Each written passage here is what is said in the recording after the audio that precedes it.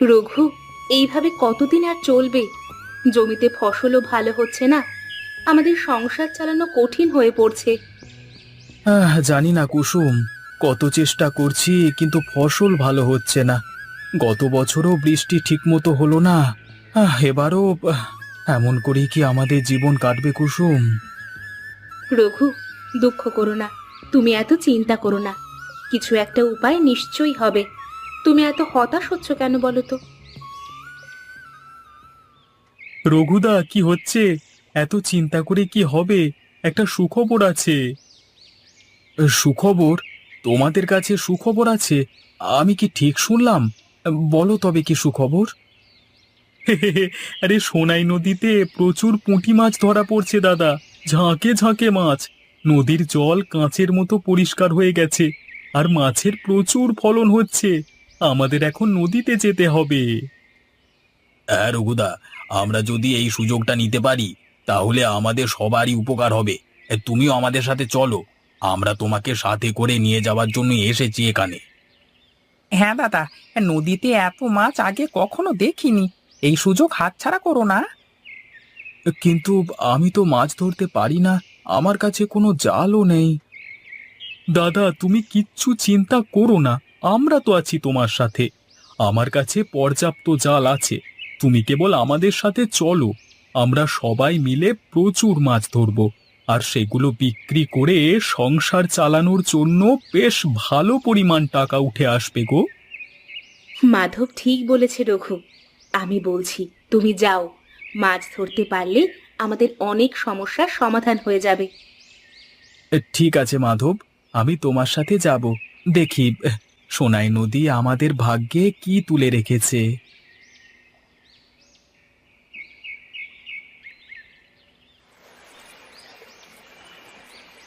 নদীটা আজকে সত্যি সুন্দর লাগছে মাধব, কিন্তু এত মাছ ধরা সম্ভব হবে কি?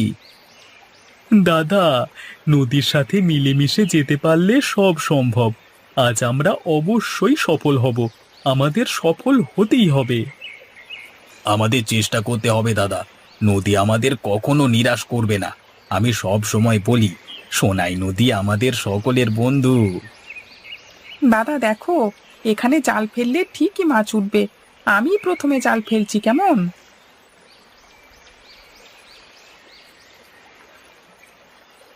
দাদা, দাদা টেনে তোলো, জালে মাছ উঠছে। সত্যি? এত তাড়াতাড়ি? দাদা দেখো, নদী আমাদের নিরাশ করেনি।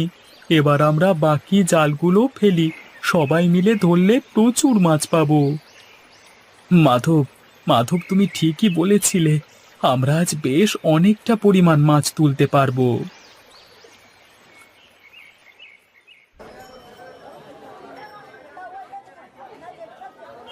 দাদা দেখেছো, কত তাড়াতাড়ি আমাদের মাছগুলো সব বিক্রি হয়ে যাচ্ছে। আজকে মনে হচ্ছে সোনাই নদী আমাদের জন্য সামান্য হলেও আনন্দ তুলে রেখেছে। হ্যাঁ মাধব, আমি কখনো ভাবিনি যে মাছ ধরবার মাধ্যমে এতটা উপার্জন করা সম্ভব। দাদা, আমি বলেছিলাম না, নদী আমাদের কখনো ফিরিয়ে দেয় না।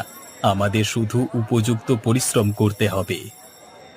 দাদা, আজকে রোজগার সত্যিই অনেকদিন পর বেশ ভালো হলো। আজকে নদীতে জাল ফেলাটা একেবারে সার্থক হয়েছে আমাদের জন্য। আর মাছগুলো কত তাড়াতাড়ি সব বিক্রি হয়ে যাচ্ছে।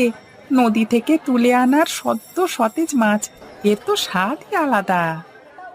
ঠিকই বলেছ গোপাল, কিন্তু আমাদের আরো মাছ ধরতে হবে।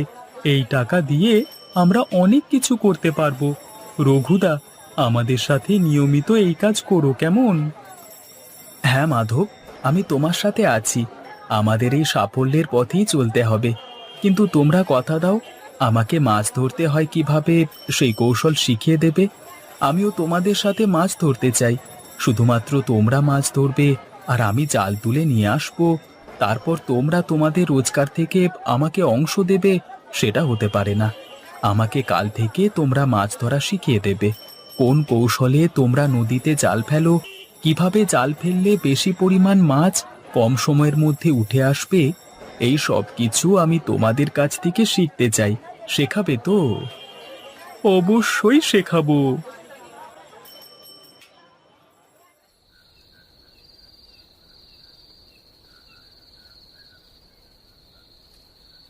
আজকের দিনটা কেমন কাটলো রঘু? অসাধারণ কুসুম, আমরা প্রচুর মাছ ধরলাম আর সব বিক্রি করে ভালো টাকা পেলাম। মাধব ঠিকই বলেছিল, নদী আমাদের ভাগ্য বদলে দিয়েছে। আমি খুব খুশি রঘু। এখন থেকে আমাদের আর কষ্ট করতে হবে না, মাথায় হাত দিয়ে বসে ভাবতে হবে না যে কি করব। তুমিও আর হতাশ হয়ে বসে থেকো না। সোনাই নদী আমাদের জন্য ছোট্ট হলেও একটা সুযোগ এনে দিয়েছে। আর আজ যখন এত মাছ বিক্রি হয়েছে, তবে তোমরা আরো চেষ্টা করো, আরো মাছ ধরে বাজারে বিক্রি করার চেষ্টা করো। আমার বিশ্বাস আমাদের এই দুর্গতি কেটে যাবেই। হ্যাঁ কুসুম, আমরা এখন নিয়মিত মাছ ধরতে যাব। আমাদের ভবিষ্যতের কথা ভেবে কিছু না কিছু তো করতেই হবে।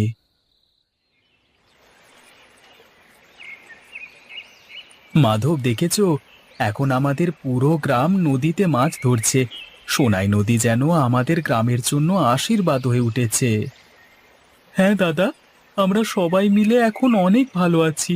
গ্রামের কেউ আর অভাবে নেই, সবাই খুশি, সবাই শান্তিতে আছে। রঘু, মাধব, তোমাদের সাথে কিছু কথা বলতে এসেছি।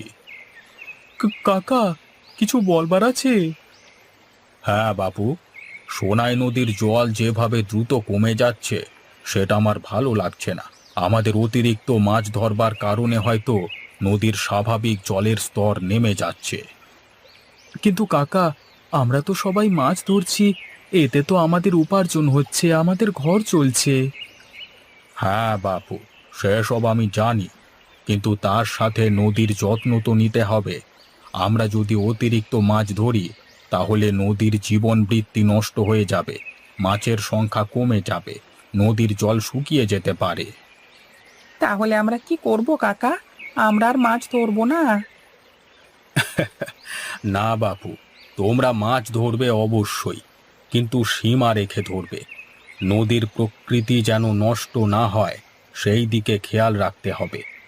আমরা যদি আমাদের চারপাশের প্রকৃতিকে রক্ষা করি তবে প্রকৃতিও আমাদের রক্ষা করবে। কাকা, তোমার কথা আমরা বুঝতে পেরেছি। আমরা এখন থেকে সোনাই নদীর যত্ন নেব। আমরা সবাই মিলে নিয়ম করে মাছ ধরব, নদীও সুস্থ থাকবে এবং তার সাথে আমাদের জীবিকার ক্ষেত্রেও কোনো রকমের অসুবিধা না দেখা যায়। হ্যাঁ কাকা, আমরা গ্রামের সবাইকে বলবো যেন সবাই বুঝতে পারে প্রকৃতির সাথে কেমনভাবে ভারসাম্যপূর্ণ সম্পর্ক রাখা উচিত। ভালো বলেছ। মনে রেখো, প্রকৃতি আমাদের মা, তাকে যত্ন করলে সে আমাদের রক্ষা করবে। তাকে যদি আমরা কষ্ট দিই তবে সেই কষ্ট দ্বিগুণ হয়ে আমাদের উপরই ফিরে আসবে। আবার প্রকৃতি তার কাছে কিছুই রেখে দেয় না, সব কিছু ফিরিয়ে দেয়। সে যেমন তার সন্তানদের স্নেহ করে, তেমন তাকে শাস্তি দিতেও পেছুপা হয় না।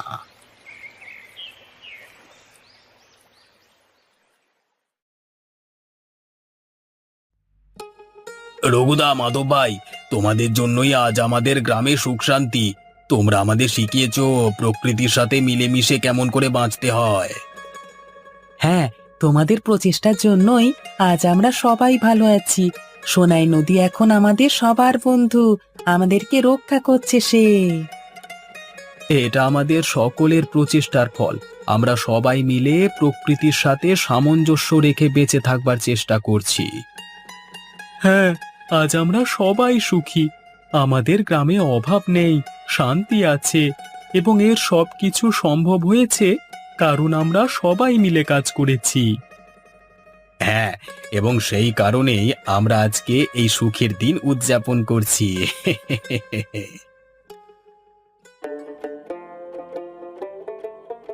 রঘু, তোমার পরিশ্রম আর সততার ফলে আজ আমাদের জীবন শান্তিতে ভরে গেছে। আমাদের সংসার এখন সুখে ভরা। হ্যাঁ কুসুম, আমরা নিজেদের পরিশ্রমে আমাদের জীবনে পরিবর্তন এনেছি। মাধব, সুরেশ, গোপাল সবার সাথে মিলে আমরা এখন ভালো আছি। আর সবচেয়ে বড় কথা, আমরা সবাই মিলে সোনাই নদী এবং প্রকৃতির যত্ন নিয়েছি, তাই প্রকৃতিও আমাদের সাথে ভালো ব্যবহার করছে। হ্যাঁ রঘু, প্রকৃতির সাথে মিলেমিশে থাকা সত্যিই আমাদের জন্য আশীর্বাদ হয়ে উঠেছে।